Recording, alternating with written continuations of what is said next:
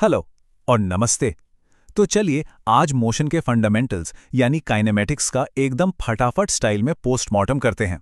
हम चीज़ों के चलने की साइंस को इतना सिंपल बना देंगे कि सब कुछ बिल्कुल क्रिस्टल क्लियर हो जाएगा। रेडी? चलिए शुरू करते हैं। अच्छा, एक सिंपल से सवाल से शुरू करते हैं। कोई चीज़ रेस्ट पर है या मोशन में? अब सोचने में तो ये बड़ा आसान लगता है, लेकिन फिजिक्स की दुनिया में इसका जवाब इतना सीधा है नहीं। पता है क्यों?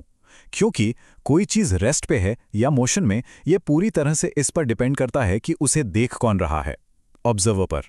एक चेयर जमीन पर बैठे किसी के लिए रेस्ट पर हो सकती है, लेकिन वही चेयर स्पेस से देखने पर अर्थ के साथ फुल स्पीड में घूम रही है।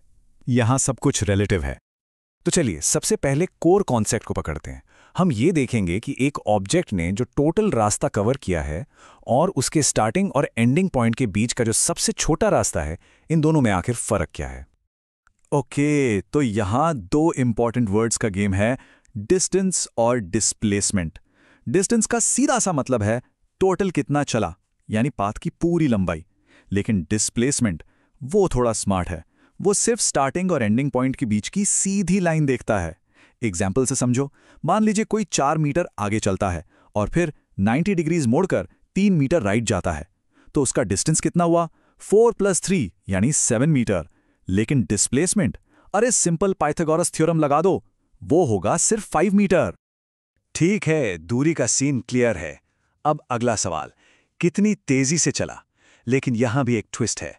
फिजिक्स में सिर्फ एक नंबर काफी नहीं होता, डायरेक्शन यानी दिशा पूरा गेम बदल देती है। चलिए देखते हैं कैसे।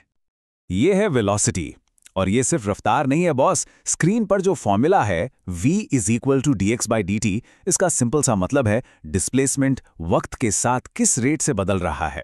यानी एक ऑब्जेक्ट की पोजीशन टाइम के साथ कितनी तेजी से और किस दिशा में बदल रही है।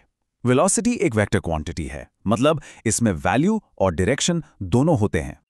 और ये है स्पीड। स्पीड को बस इससे मतलब है कितनी तेज, डायरेक्शन से इसका कोई लेना देना नहीं। कार का स्पीडोमीटर है ना, वो स्पीड बताता है 60 किलोमीटर/आवर। उसको घंटा फर्क नहीं पड़ता कि कार नॉर्थ जा रही है या साउथ। लेकिन फिजिक्स के लिए वेलोसिटी यानी 60 किलोमीटर/आवर टुवर्ड्स नॉर्थ, ये एक ज्यादा कंप्लीट इंफॉर्मेशन है।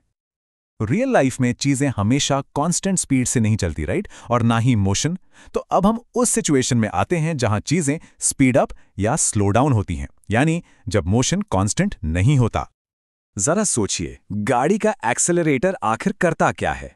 सिर्फ स्पीड बढ़ाता है या कुछ और भी? सोचो, जब एक्सेलरेटर दबाते हैं स्पीड बढ़ती है, जब ब्रेक लगाते हैं स्पीड कम होती है, और जब स्टीयरिंग घुमाते हैं तब भी वेलोसिटी बदल रही है। क्यों? क्योंकि डायरेक्शन बदल रही है। और इन सभी चेंजेस को हम एक ही नाम से जानते हैं, एक्सेलरेशन। तो सबसे जरूरी बात, ये फंडा क्लियर कर लो कि एक्सेलरेशन का मतलब सिर्फ स्पीड बढ़ाना नहीं होता। वेलोसिटी में किसी भी तरह का चेंज, चाहे स्पीड बढ़े, स्पीड घटे या सिर्फ डायरेक्शन बदले, वो सब एक्सेलरेशन कहलाता है। इक्वेशंस थोड़ी बोरिंग हो सकती हैं ना, तो चलिए अब देखते हैं कि कैसे सिंपल ग्राफ्स बिना एक भी फॉर्मूला यूज किए एक ऑब्जेक्ट के सफर की पूरी कहानी बता सकते हैं। ये तो जैसे मोशन की फिल्म देखना है। मोशन ग्राफ्स की असली पावर यही है। 3 सिंपल रूल्स। पोजीशन टाइम यानी xt ग्राफ का स्लोप यानी ढलान वेलोसिटी बताता है। वेलोसिटी टाइम यानी vt ग्राफ का स्लोप एक्सेलरेशन बताता है। और vt ग्राफ के नीचे का एरिया वो सीधा डिस्प्लेसमेंट देता है। बस इन 3 रूल्स से मोशन का पूरा पोस्टमार्टम किया जा सकता है।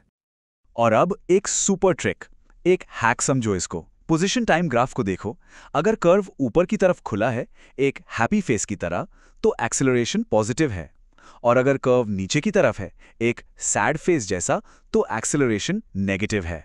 कितना आसान है, राइट? ग्राफ्स तो स्टोरी बताने के लिए ऑसम है, लेकिन अगर हमें फ्यूचर प्रिडिक्ट करना हो तो तब हमें ऐसी चीज चाहिए जो हर यूनिफॉर्मली एक्सेलरेटेड मोशन के सवाल का ताला खोल दे। हमें चाहिए मास्टर कीज। और ये हैं वो 3 मास्टर कीज। इन्हें सिर्फ फॉर्मूलाज की तरह मत देखो, ये 3 इक्वेशंस किनेमैटिक्स की मास्टर कीज हैं। अगर इनमें से कोई भी 3 चीजें पता हो, जैसे इनिशियल वेलोसिटी, एक्सेलरेशन और टाइम, तो बाकी 2 चीजें यानी फाइनल वेलोसिटी और डिस्प्लेसमेंट आराम से निकाली जा सकती हैं। इनसे कोई भी ताला खुल जाएंगे। चलिए अब तक जो भी सीखा है उस सब को जोड़ते हैं और एक real world 2 dimensional problem solve करने में इस्तेमाल करते हैं, एक प्रोजेक्टाइल का मोशन। सिंपल भाषा में, हवा में फेंकी गई एक बॉल का सफर। 2D मोशन को सॉल्व करने का सबसे बड़ा सीक्रेट इस एक लाइन में है। सुनो, X यानी हॉरिजॉन्टल और Y यानी वर्टिकल मोशन को दो अलग अलग इंडिपेंडेंट प्रॉब्लम्स की तरह देखो।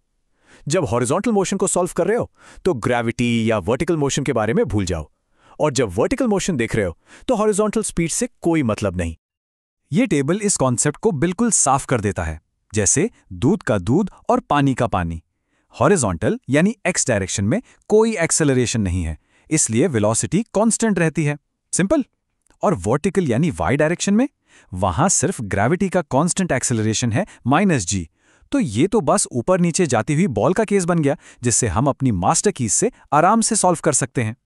तो इस पूरे एनालिसिस का सबसे बड़ा टेक अवे क्या है कि कॉम्प्लेक्स से कॉम्प्लेक्स मोशन भी आखिरकार सिंपल 1 डायमेंशनल मोशंस का जोड़ ही होता है। प्रॉब्लम को एक्स और वाई में तोड़ो और हर हिस्सा आसान बन जाता है। ब्रेक इट डाउन, यही काइनेमैटिक्स का मंत्र है। अच्छा, जाते जाते एक सवाल। अगर कोई एक कांस्टेंट स्पीड से चलती ट्रेन में एक बॉल को सीधा ऊपर उछालता है, तो वो कहां गिरेगी? उसके हाथ में वापस, उससे आगे या उससे पीछे?